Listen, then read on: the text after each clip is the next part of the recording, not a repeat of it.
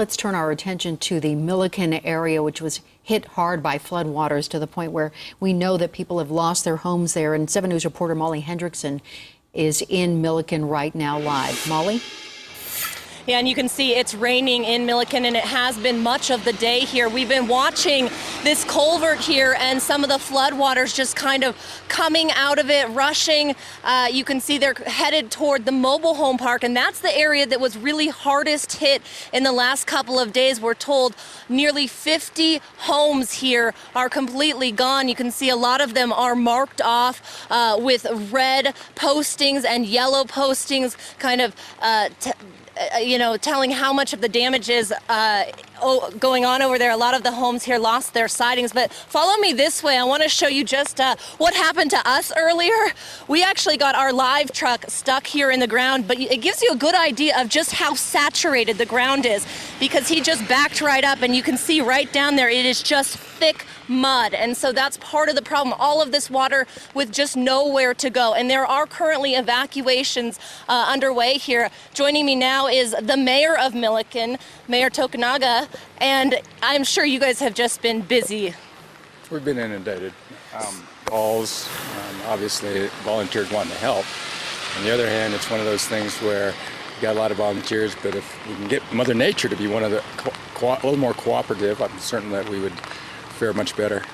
Now, we know this subdivision, this mobile home park, is evacuated, but there are also 2 other areas that are evacuated right now. Tell me what those are. Those subdivisions are a little bit further to the south. One would be Walmart subdivision, and a little further to the east, which would be the Centennial Farm subdivision.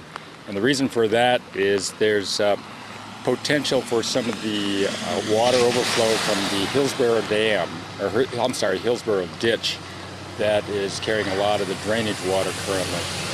And are there other areas that should be on standby right now? Well, we're monitoring those, and it's really the fire department's call on those. So those are being monitored currently. We have a point of contact at the town as well as the emergency center in Weld County. So we have 2 points of contact. All that information flows through the town contact, and then we disseminate the information.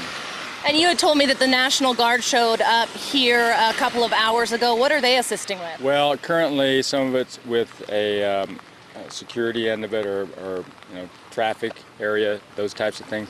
If we do have to have some additional evacuation, I suspect that they would help in that. But at this point in time, those are under the command of the Police Chief, Jim Burak. And there are road closures around here. Obviously, if people don't have to go out, don't, but what else can you tell us? Well, there's really only one accessibility currently, and that's being monitored, and that's to the south. It's a zigzag route south of town, east of town because of the bridge, and south of town and west of town, all those bridges currently are impassable. And what are the biggest challenges you guys are facing here? I know you've gotten hit pretty hard. It's raining again. What do people need to know? Well, currently we do have a couple of additional shelters that have been opened up. And if they don't have to go anyplace, please don't. And the current thing is that hopefully this information that we have is as current as possible right now. And we'll keep people updated on what's happening on the website.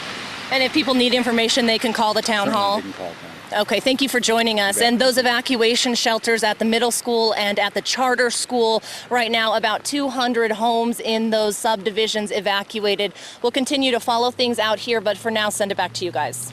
Thanks so much, Molly. One of the things that we had heard earlier today, we were talking to the chief of police of Johnstown, who was telling us, Brian Phillips was saying that he was very concerned about Milliken. They said that in their town, they had about 300 families that were 300 people, I should say, that were involved in one subdivision, but that basically they were doing okay. But he said Milliken we're worried about. And with that downpour, it just adds to the difficulties for those folks.